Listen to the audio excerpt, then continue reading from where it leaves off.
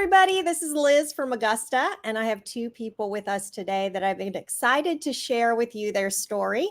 I'll let them introduce themselves, and then we'll go from there. I'm Liz Kennedy. Tyler Kennedy. We're from Hendersonville, Tennessee, and we've been with Augusta for less than a year.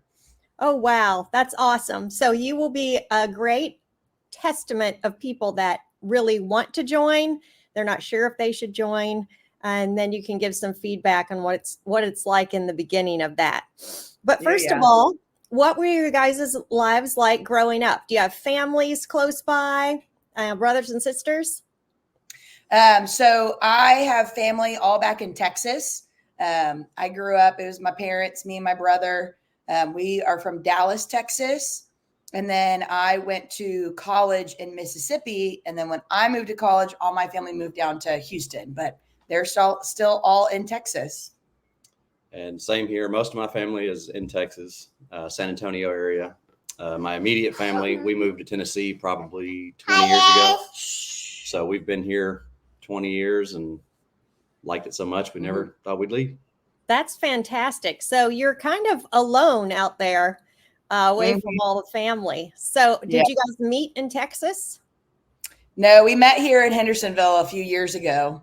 So both from Texas, but met when we were both in Tennessee. That's great. And you have one kid. Do you have more than one? We have a 15-year-old and then 2-year-old Emma. Wow, that's a big space, and you're very busy then. So that is a little Precious that knows my name, who's also wearing an Augusta shirt I saw. Oh, yeah. Yes. So if representing you as well. Hi. So if you are in Augusta for only a year, first of all, tell us how you even heard about Augusta. So we bought our house 2 years ago. And once we moved in, Tyler got really passionate about our yard and was learning a lot about how to take care of our yard, watching a lot of YouTube videos. And of course, Mike Andes and his Augusta videos were popping up every once in a while. And so he just got really interested in what Mike Andes was saying and talking about. He's so entertaining. And so he showed me a couple of videos, and Tyler had worked in the same job for about 20 years. Wow. And was kind of looking for a change. And I have owned a business before. So last November, so about a year ago, I said, well, you love doing lawns. You're really interested in this. What if we start a lawn care business and jump on board with Augusta? So we literally found out about it from YouTube videos and all of Mike's content. And that's how we found out about it and decided to come on board. So Tyler, what job were you working for the 20 years? I was in automotive. I was like the parts and service side of a Lexus dealer. Okay. And how about you, Liz? I was doing fitness. So I had a fitness business that I was running, doing outdoor boot camps and nutrition coaching. So this would be a whole nother ball game that you guys were thinking of going into. Yes. Did either of you have an entrepreneurial itch, like that you wanted to own your own business? I own my own fitness business. And so I knew it's not easy, but it's doable to start a business. And so when he was looking for other things to do, like, to me, it just made sense. Like, I'm not a fan of, working for other people and working on a schedule. So I was very much like, let's do this in an entrepreneurial way and figure out something that will allow us to have our own business and do our own thing. Yeah. So did you have all your lawn equipment and the only experience you had was your own lawn, Tyler? Pretty much. Yeah. Yeah. That and just a couple of little side yards that I would do. But yeah, that's pretty much it. We just started with kind of what we had. And when you listened to Mike, what really caught your attention? Was it the business side that he talked about and breaking everything down? Or was it, that you have the camaraderie and the support of all these people at Augusta Nation? What was it that interested you? Yeah, the support group, that definitely was a big hit because obviously we were starting from nothing and didn't know what we were really getting into. So to have that support right off the bat really helped. So. Yeah. And when you listened to him, did you enjoy the business part, or did you think you needed to get into Augusta because you felt like you didn't know anything? So you should hitch your wagon to something? Well, yeah, mostly that. But then the more we started watching the business side of it, it made a lot of sense, and it just kind of clicked with us. Yeah, when I started watching the videos, I was very impressed by how much he knew and how much, like, the way that he was doing things in Augusta. A company I'd worked with before had tried to franchise and they did not do it very well.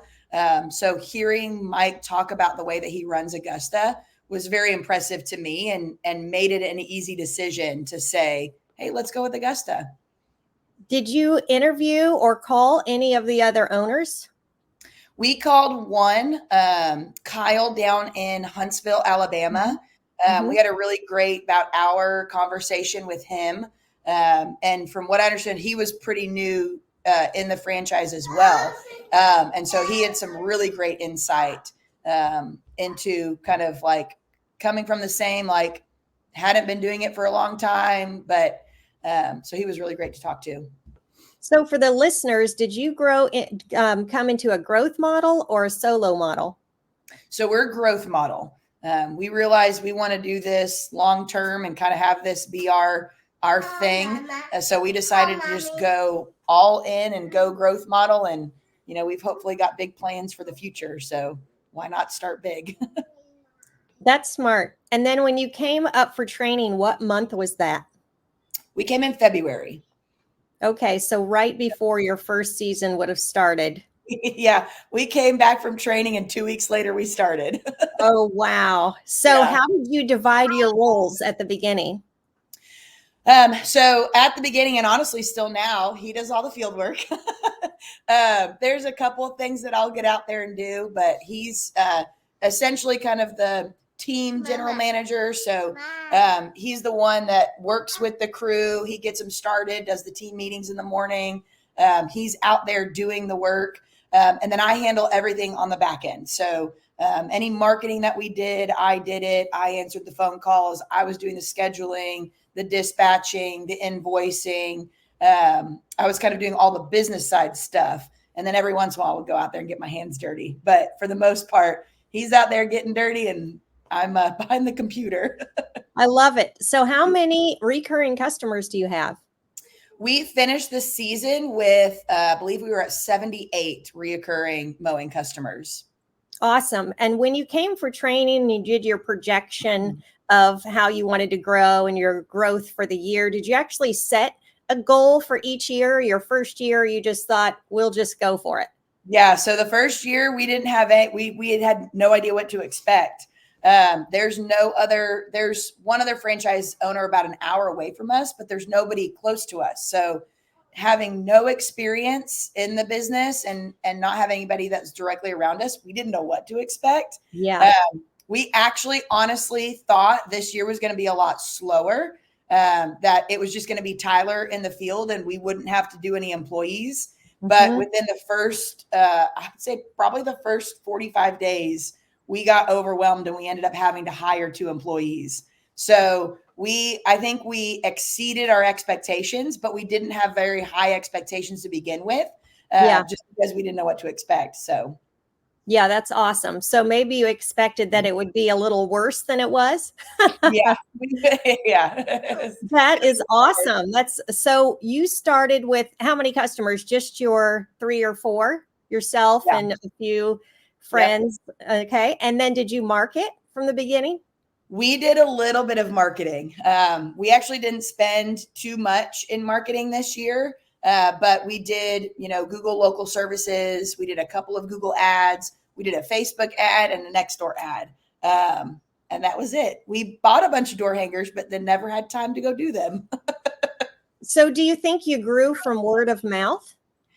I think we grew from word of mouth. And honestly, we got a lot of business from the truck.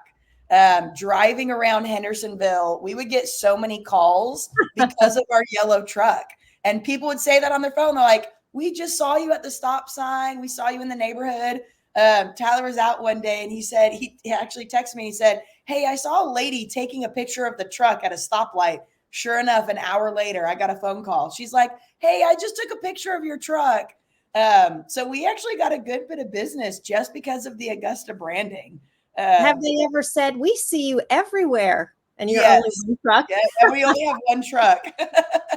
Yeah, we always laugh about that too. That happens to a Yeah. lot of people. It's just because you're on routes in different neighborhoods. Yeah. And so how are you with route density with, 75, 70, 80 customers? So our route density could be a little bit better because at the very beginning, we just took every yard that we could get.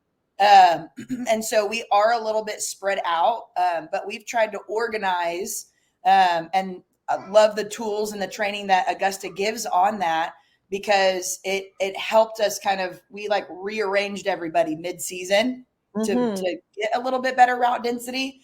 But we do still have some kind of outliers that we'll either maybe try to do a price increase or something like that to try to get a better route density because we definitely see the value in it. Yeah. How did you decide to price everything in the beginning? Did you have an idea of what you should do per square feet? Did you talk to another franchise? Where would you even begin? So there's a handful of other franchise owners in Tennessee. They're not directly near us, but we just reached out and said, hey, what do you guys charge? So we definitely utilize the Augusta network to find out what we should be charging. I'm so sorry. That's okay. So we definitely utilize the Augusta network to figure out what we should be charging because we had no idea. We had never done this as a business. So how do you communicate with the franchisees as a whole? Do you have a Facebook group or do you have WhatsApp with several of the Tennessee people on? So there's the Facebook group I use every day. Nice. Tyler actually had a question the other day about doing something with some trees. And he was like, man, should we do this? He's like Googling it, looking at. I said, Tyler, go post in the Facebook group. Said, I guarantee you there's other people that, and sure enough, he posted a question in our Augusta Facebook group. And within like 15 minutes, we had a handful of answers that gave us solutions to the problem that we were having. So that's awesome. I love it. So do you stay in contact with specific franchisees? We chat with a handful of them pretty consistently. A couple that we went through training class with, they're over in Georgia, the Tuttles. We talk with them pretty consistently. And then Kevin Fairburn, he's like one of the top franchise owners. He is like one of the nicest people I've ever met. He is. And so he's like, we've reached out to him a handful of times for questions. And so, yeah, it's great to have some people to be able to lean on and reach out to when we need it. Yeah. So at what point did you feel like what was the overwhelm that brought you to the moment where you needed to hire people? When Tyler told me that I was a slave driver, when he was just, he wasn't able to get everything done. We were getting to the end of the week and we still had jobs and he was exhausted, leaving at, 7 a.m., getting home at 7 p.m. And he's like, I just cannot do it all by myself. And out here, we have some bigger yards, some 1 acre, 2 acre yards. And it was just, it's a lot for one person. Yeah. And so when we reached the point where he just couldn't physically do it himself, we're like, all right, it's time to bring on some help. And what month was that? You joined in February or came for training in February. So how far into the season were you? We hired our guys the beginning of April. And was it hard to get somebody? So we hired an employee at first that didn't work out. But we are very blessed. And the two guys that we got were the second and third people that we interviewed. We only interviewed 3 people. The first one didn't work out, but the other 2, they've been with us all season and they're fantastic. Nice. That's really great. You sound like you didn't struggle as much as some people did. You only had one that didn't work out. We got pretty lucky with our 2 guys. Yeah, that's good. So Tyler, are you able to do more of the estimates now, or you're with them right in the field all the time? I'm pretty much with them, but typically when we get done, I can hit some of the estimates on the way back, or if they're kind of close to where we're at, I can still stop by and get those while they're still working. Yeah, that was one of the things on kind of on my side is I would go do the estimates. Okay, and has that worked out pretty well? Yeah. Mm-hmm. Yeah, that's a great idea. See, it's incredible that you have each other and that you're doing it together. For some people, it's just so difficult to have the other person not in alignment because you're really in a massive growth mode, and family members don't understand that. So, for Yeah. instance, he thought you were a slave driver, but can you imagine if he was doing what he had to do and you were pushing against it, and then he still had to come home and you say, I need you to do this, this, and this. And why do you work all the time? Yeah. Yeah. We've got a good situation. We're thankful. That's great. So what are your long-term goals together? So our plan, like I said, like we kind of, fast tracked this past year. So we're kind of like reevaluating where we want to be.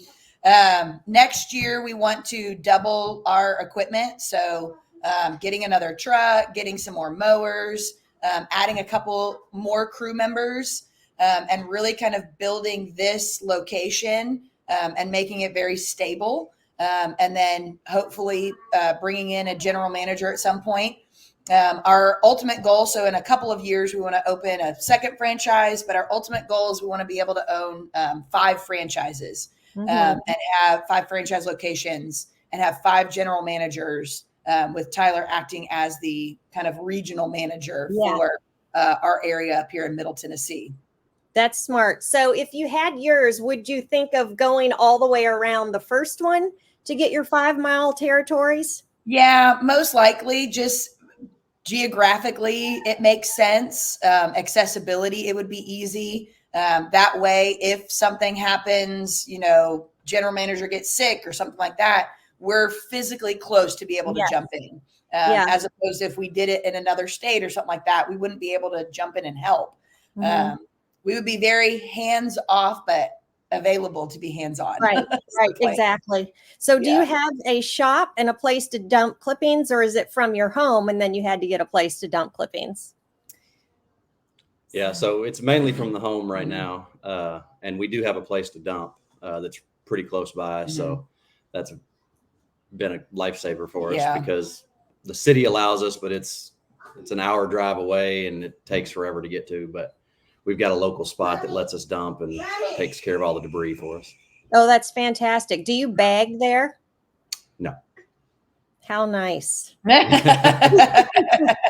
We just mow them up. I love it. Do you have a trailer set up, or do you have a ramp rack in a pickup truck? Trailer setup. Nice. And did you have to buy a second one, only a second one, and then 2 of your guys go together? Yeah. So one truck, everybody's in the one truck, and we just kind of divided our route up to where we cut 3 days a week and landscape 2 days a week. When you were by yourself, were you thinking in terms that someday, or, at some point I'm going to have other people? And did you look at yourself as like an army of one, meaning you were still trying to do all the systems yourself? And so, for instance, like putting job notes in and all that, or were you just kind of winging it on your own? The job notes I tried to stay on top of and keep the job notes in there, but being the one person and kind of doing it all at the beginning, it was tough doing that. But again, having her, I could text her and she could put the job notes in for me while I was jumping to the next one. So it definitely helped. Yeah. With Augusta, we learned some really great ways to like format estimates and job notes. And they did a lot of training on that, and it just made a lot of sense. So even though it was just him and me, we've still done the notes and everything as if we had a big crew. And that's one thing that we learned through Augusta, just kind of the benefit of doing that from the very beginning. Yeah, that's really smart. So if one of you couldn't be there for the day or for a week, or somebody was sick, you would be able to handle it because you both are doing the systems the same way. And if another franchisee close by had to come help you, God forbid, if something happened to you both for a little bit, they would know the systems and be able to step in because they know exactly what needs to be done. Yep. And it's all kind of uniform across the board. Yeah. What do you think about being somebody that came in from the bottom without any previous experience, do you think that's been better for you than if you had had a business before? It would have handicapped you somewhat? I feel like it was easy because I mean, Augusta does a lot of training on like transitioning your business, and that sounds hard. Yes. Like we didn't have to like make an announcement to current customers. We didn't have to, change our pay structure for our employees or anything. We were able to start from scratch in a blank slate, and we didn't have to change anything to implement Augusta's systems. We were able to just start with Augusta systems. So for me, and I know Tyler, like it was much easier for us at least. Yeah, no bad habits to break. Exactly. Yep. Yeah. That's really good. So when you have this big goal for your 5 locations, so how are you planning to do this coming year? One employee, or are you doing it by revenue, or like you said, equipment? Get the truck and then try to find people to fill the next truck. Yeah. How are you thinking in terms of next year? Money, employees, equipment? So we're thinking equipment. I truly believe, just kind of watching this past year, if you build it, they'll come. Yeah. And so focusing on, beginning of the year, getting that second set of equipment.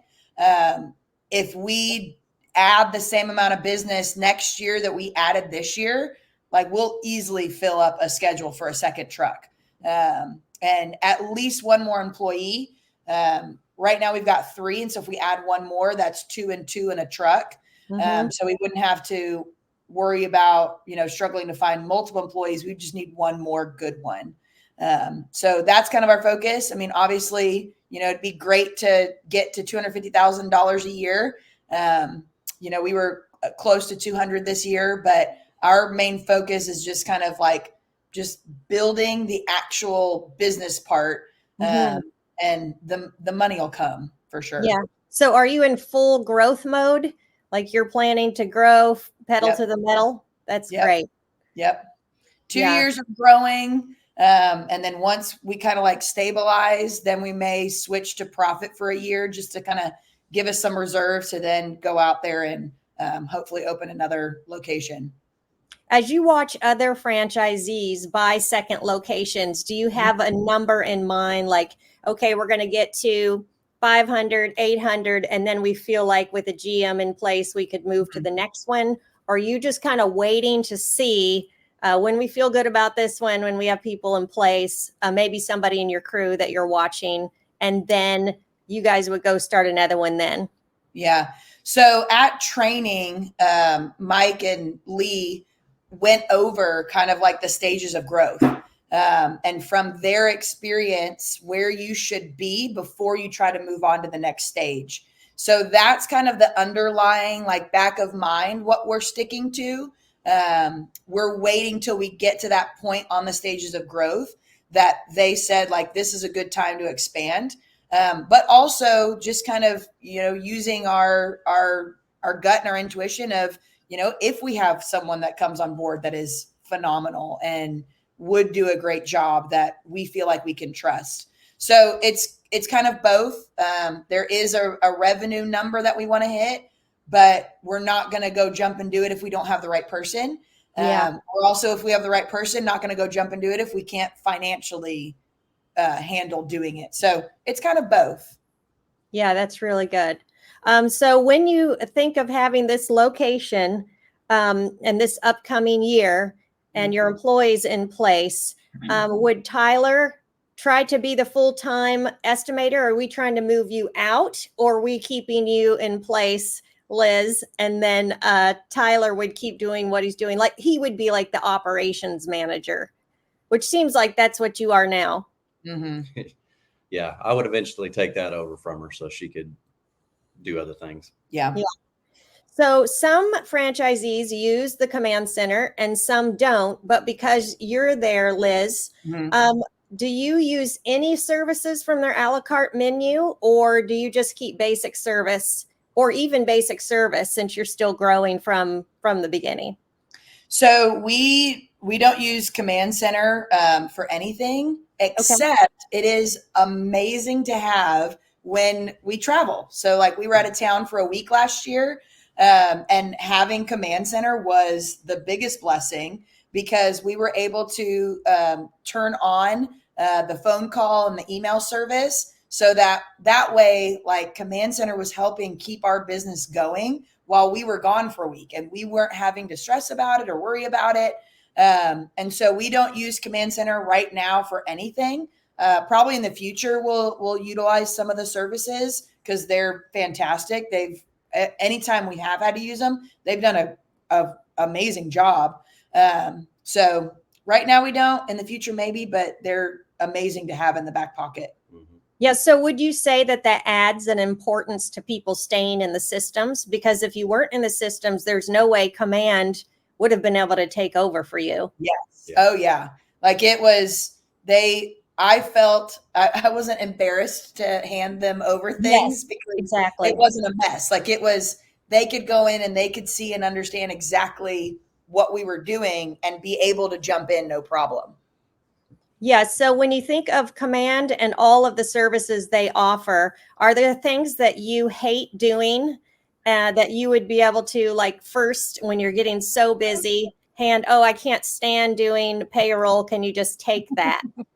Yeah. Payroll, collections, answering the phones would be probably another one. Yeah. So there's definitely do you use your cell phone all day and answer the phone, even if you're at the grocery store or wherever? We ended up getting like a separate cell phone business line, but I carry it around with me all the time and I'll answer it wherever I am. I love it. So if somebody is a couple, they save from the Command Center if they can do everything themselves. Yep. And then if they still stay in the systems, then even when they bring on Command Center, then whenever, like if you're in the middle of the season, and we have this all the time, people think they can handle it all, and all of a sudden the business is flowing in and you're like, just take payroll. I don't care. Yeah. Just take it. And because you're so integrated in the systems, they could do that for you. If you're routing and dispatching, they could take over your scheduling if they had to. Well, and I think like if this was just Tyler doing it himself and I wasn't involved, there's no way he could do it without Command Center. No. Like as a single individual person, I don't think like having Command Center is the only way you could be successful. Yeah. If I was answering the phones all day, there's no way I could get all the work done. There's no way. Yeah. And even the fact that once Command did take over, it's good you have that other phone because the customers get so dependent on you. And then on the other phone, you could just put a voicemail to call the office. Yeah. Yeah. So how do you two stay centered in your relationship in that first times? Mike talks about the first little bit, the highs and the lows, and Mike's promises to you. And I talk about the honeymoon stage of the business. How has it been for the two of you? Do you try to keep everything separate, or do you, because you're doing it together, it's just part of your life and you talk about business all the time? I mean, it's part of our life. You know, we'll talk about it all the time. He'll come home from working and, you know, I'll have to talk about the jobs for the next day or, hey, I saw these notes. Like, what is this? But we are still very intentional about having time where we don't. You know, when we're having dinner or, you know, playing with our daughter, like it's like we will turn it off just because we understand like it's important to still have that time. We are very lucky. We get along really well anyways. And so there's been a couple of times where we've butted heads and, you know, I'll put a project on the schedule that he's like, I can't do that. And I'm like, you can. I believe in you. Yeah, exactly. And then he's like, don't ever do that again. Yes. We've had our moments, but for the most part, I mean, we came in with a really strong relationship and I mean, we enjoy being around and working with each other. So other than a couple little project mishaps, we've been able to do pretty well. On a side, with her, sorry, go ahead. With the project mishaps, they've been good though because they've pushed us to do things that we didn't think we could. Yeah. Just because hadn't done it before, Mm-hmm. but it's pushed us in a direction to where we know we can do it, and training new guys to be able to do things that they didn't think they could do in the past. Mm-hmm. It's been good. So What services do you offer? Oh, we do mowing, so regular maintenance. We'll do bush trimming. We'll do leaves, mulching, landscaping. We pretty much do everything except chemicals. Aerating, overseeding. We've done bed redesign for people. We've planted trees. We'll do everything except anything that involves chemicals. And you probably aren't building walls or installing patios or anything like that. We'll do we've done one very small, like 2-foot retaining wall. But other than that, we're not doing any kind of hardscapes. Do you have shiny object syndrome for the big, big numbers that you would think you'd want to, Google, use YouTube, and then just try to figure it out when people call and ask for something you've never done before? Yes, within reason. We've got a couple of requests for things that I was like, I totally think we could figure this out and do it. And he's like, no, we can't. No, that's too big. So we've, let it go. So I think I do have that, shiny object syndrome, but he's the realist. Yeah. In the beginning, she was just yes to everything. Yeah. I had to okay, you got to give me some kind of learning curve here. You can't just dump everything on me yet. Let's start with our basic services, and then we'll figure out from there.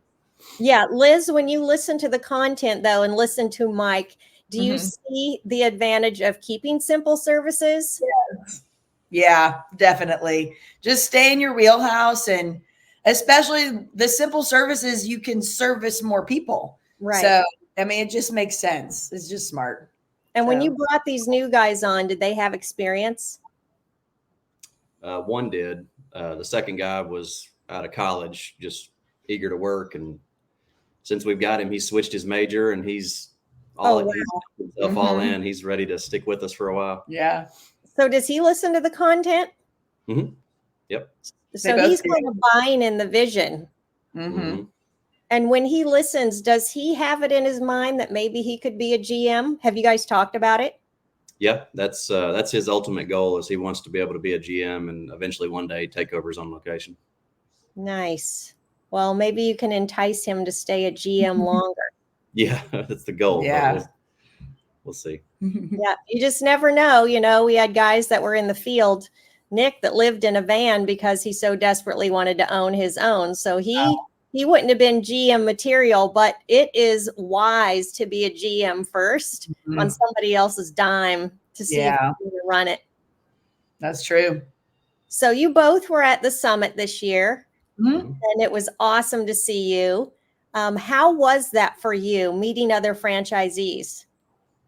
It was really great to meet some other people. And the biggest takeaway was the content and what they were sharing, and hearing their stories and kind of their experiences. And one of the guys talked about hiring and, making sure you're picking the right people and stuff like that. And so the content that they were bringing was awesome. Yeah. And did you feel like the quality of people the franchisees were? Did you see yourself mirrored in that?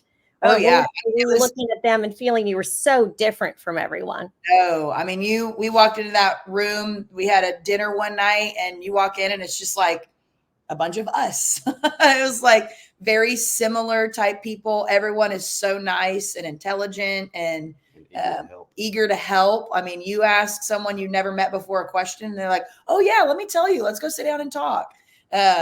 Everyone they're just good people. Yeah. So you feel the benefit of everybody being together. Do you think that's important for people to make that effort? Yes. Oh, yeah. I think in any kind of business, you benefit from other people. And trying to do it by yourself and figure this out on your own is so much harder. So learning from other people has helped us have the growth that we've had. Yeah, since you don't have all these bad habits, if you had to do it all over again, would you do anything differently? I think I'd lean on Augusta Nation a little more in the beginning. I tried to do it all myself and Figure it out. try to just figure it out, and it was very stressful. But as we got through the season and started like kind of leaning on Augusta Nation and asking questions, and it made things so much easier because the help is there. People are eager to help. I'd have definitely leaned on that a little more Sooner. not knowing what I know now. Yeah. In the field and stuff. Yeah, Yeah. so- I mean, I feel like from like the business side of things, it has been such a great experience. And I wouldn't have tried to do it different because it worked out well. Yeah. So, how do you mean leaned on Augusta Nation? Do you mean like in the Facebook groups, ask your questions to them rather than YouTube it or Google it? Exactly. Yeah. She'd throw something on the schedule and I'd have no idea how to do it. Yeah. So I'd Google and YouTube and try to just figure it out on my own. But if I had just asked the Facebook group, there's so many people there willing to give us the help, and it would have saved me so much time and stress trying to figure it out. Yeah. So you guys used a service autopilot, right? From the beginning? Yeah. And now we're transitioning. I mean, we'll look back in time to this and we'll say this transition was difficult, maybe. But for the people that hear this later, way later, how do you feel with Augusta bringing on a new CRM? What are your reservations, concerns? Do you even support it, or are you just terrified that we're moving out of the one we had? I mean, I think it makes sense. Service autopilot has been great, but when there's a specialized business for lawn care, having someone that's in the business building the tool, it makes sense because it's going to be able to cater to what we need more than any outside platform could. So it's, from what I understand, it's built by people who use it, who are going to use it. And so I'm excited for it. We've seen some of the features and stuff. We haven't started kind of doing our transition yet. We were waiting till things slowed down so I could really focus on it. I'm excited. My only reservation is it's a new technology platform. Yeah. I mean, and anytime you have a new technology platform, there's going to be glitches. There's going to be bugs. There's going to be hiccups. And so I know like what it is now is not what it's going to be in the next couple of years. And so, just going through the growing pains, I'm sure we'll deal with some stuff, but it is what it is. I mean, you could deal with stuff on any technology platform. But I'm excited to transition and start using it just because I feel like it's like built by Augusta for Augusta. So it'll have a lot of benefits to it. Yeah. How are you feeling about it, Tyler? I'm excited and ready for it. She handles most of the service autopilot side of it, so I can use it. She's way better at it and more efficient. But once Copilot turns on, or once we switch over, I'll dive into it. And that way I'm not getting mixed up. But she's a little better at it than I am. But so Command Center has people on a waiting list. Are you on the waiting list, or are you just kind of waiting to see how everybody transitions in and wait as long as possible? I'll be honest, kind of waiting a little bit longer. I always like get some of the bugs fixed a little bit. Again, just those normal growing pains. So we'll probably hopefully jump on the waiting list and start in the new year trying to move in that direction as soon as they're able to handle it. Do you have winter services? We do. Yep. And snow? Do you have snow removal? We don't get enough snow here to actually make it part of the business. And our snow melts within like 24 hours. So we don't have snow. That's good. So in your winter services, do you add salt or anything if you've done everything else on the property? Nothing like that? No.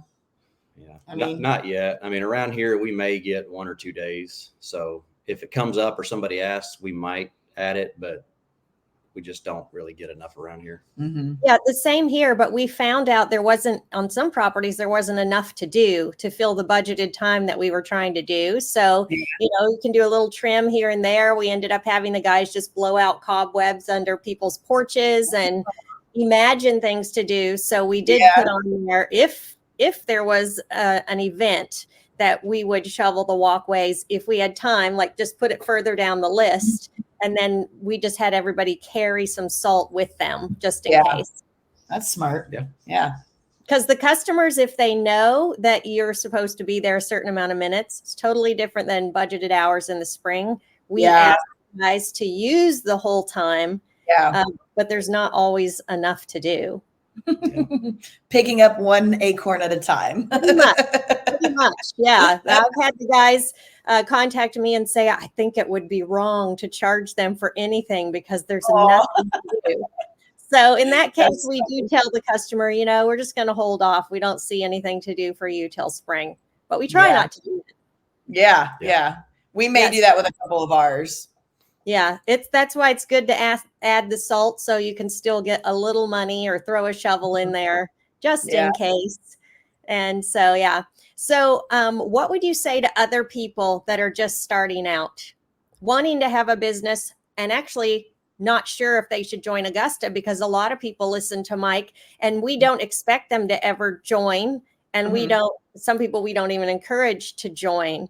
Yeah. So what would you say, first of all, to somebody who's doing what you guys did and just wanting to start a business?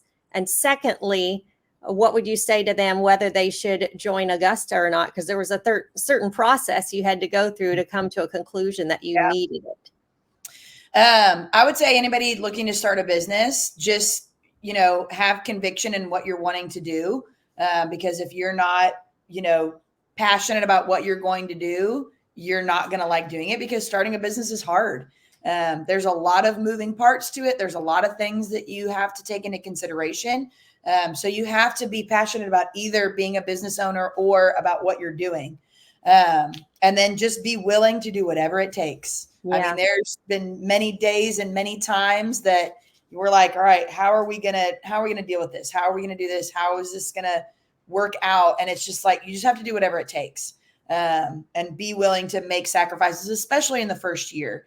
And know that it's not always going to be a hustle and grind. You'll get to a point where it's not so intense, but realizing you got to go through that intense growth period to be able to get to where you want to be. And you don't have to have experience to do it. You can start a business, especially lawn care business. If you've never done it before, it's one of the easiest industries to get into and to start a business with. And it's fun. You get to deal with people, but then you also don't have to deal with people. So it's got kind of the benefits of both worlds. And I think for people that are interested and wanting to join Augusta, like for me, it's a no-brainer. To come into an organization that is very well established, that has systems in place that you could then just plug and play to make your life so much easier. And the biggest thing is the community of franchise owners. I mean, I'll gladly pay our, whatever to have access to that wealth of knowledge to be able to help us grow our business. And so if we hadn't found, Augusta, we probably wouldn't have started a lawn care business. But I feel like Augusta is the reason that we decided to go in this industry and go this route, because we saw how great the company was, and the support and the coaches and command center and everything. It's been a really good decision. We're really glad we made it. Do you want to add anything to that, Tyler? No, she hit it right on the head. Yeah. That is an unusual angle and an unusual take, because some people are just, what business should I start? I should do something.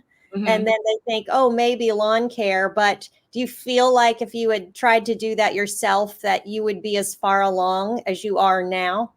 Nope, absolutely not. So you would have just been trying to figure it out and floundering around, and probably would have had a few more customers, but it wouldn't be where you are. No, you got to think. Mm-hmm. Yeah. Sorry, Tyler, what were you going to say? I was just going to say, I don't think we'd have been halfway where we're at now without Augusta and the systems that are already in place. If we were just trying to figure it out on our own, it would have just been a struggle. Yeah. before you heard of Mike, were you, and maybe at the same time, were you listening to Brian's Lawn Care and other, the Spencers or anybody to see, well, the Spencers do a lot of, this is how you do the work. Yeah. So were you digesting all of that too? Mm-hmm. Yeah. Whatever you could find. Yeah, pretty much. It was kind of a hobby that I enjoyed. So we just kind of would try to like soak up all the knowledge. And then at the time I was, I had a different career. So it wasn't really a thing I was looking to pursue. More or less, I just enjoyed it. And then once she got on board, we switched gears and it was like, okay, yeah, we can actually turn this into something we can do for a career. Do you feel like you're a little bit liberated having your own thing instead of having to answer back to the people at the corporation you were in? Oh yeah, for sure. Mm-hmm. Did you have a quota or were you on commission at your other place, or that's not the department you were in? Yeah, it was pretty much a commission-based job.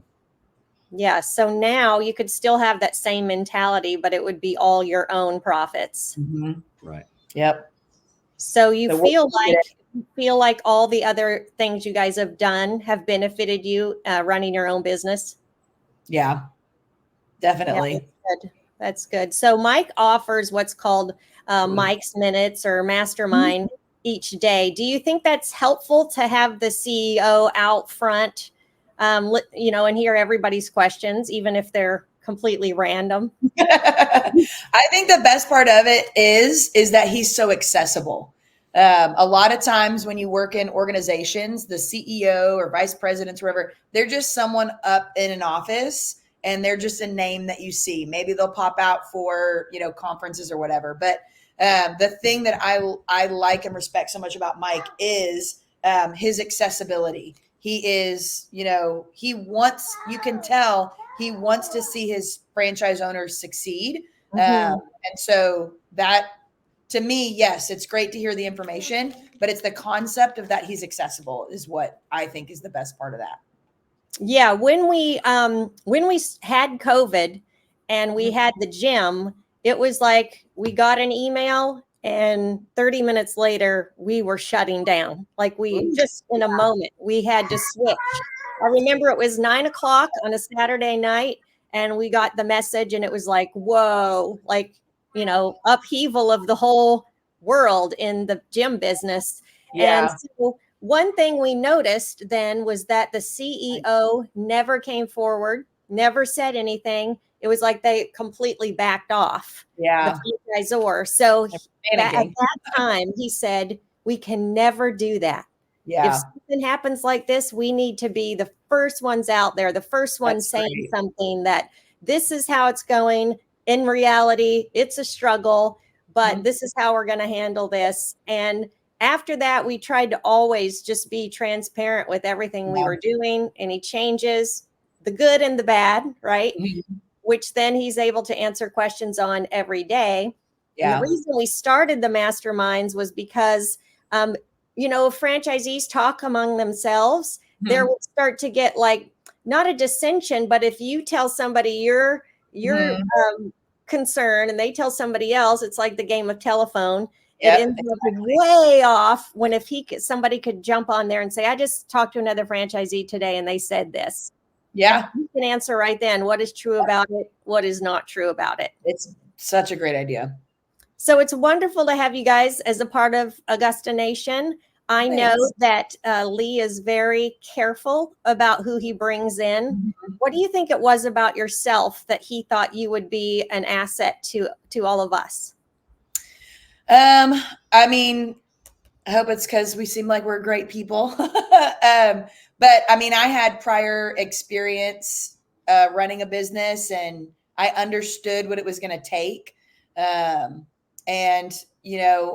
I feel like I brought up what the benefit of being in an organization like Augusta would be. And so hopefully he saw that not only we would do a good job, just our business wise, but also one day be a resource for other franchise owners. And so be able to just add to that pool of great people that want to help other people. Hopefully that's what he saw. Yeah, that's good. Do you want to add to that, Tyler? No. I'm just awesome. Is that what you're going to say? And he knew with no experience, I'd come in and blow this out of the water.